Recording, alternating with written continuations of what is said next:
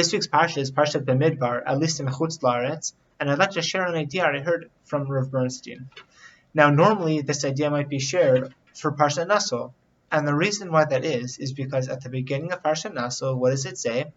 Vaydaber Hashem el Moshe le'emor, Naso et Rosh b'nei Gershon gam heim levet avotam l'mishpachotam. So Hashem spoke to Moses, saying, "Take a census of the sons of Gershon as well, according to their father's household, according to their families." Now, we just begun this week's parsha. What do we mean, gam hem, them too? Who are we including? We just started this week's parsha, and here we do. We see Naso et Rosh b'nei Gershon. That's very good. But the reason why it's a gam hem is because they actually didn't come first. Really, Kehat came first. Where do we see that? At the end of our parsha this week in Bamidbar. If we go to the 7th Aliyah, or chapter 4, verse 1, it says, "Vaydaber Hashem el Moshe vel Aaron le'emor, Naso et Rosh b'nei Kehat mitoch b'nei Levi l'mishpachotam levet avotam." Hashem spoke to Moses and Aaron, saying, "Take a census of the sons of Kohat from among the sons of Levi, according to their families, according to their fathers' households." Now, Levi of Shevet Levi, right, the namesake, he had 3 sons, Gershon, Kehat, and Merari. So Kehat was actually not the eldest, and yet he was the greatest. He's the one who had the most important job in setting up the Mishkan. Now, because Kehat was the most important, he needs to come first. However, says Rav Bernstein, there's a really beautiful idea here that's being alluded to by the Torah. That is to say, Kehat's the most important. Because he's the most important, we can't here finagle because of family politics and, we don't offend anyone. Look, the truth is the truth, and we need to speak it out clearly. Kehat comes first because he had the most important job, right? Gershon, even though he was the eldest, doesn't come first.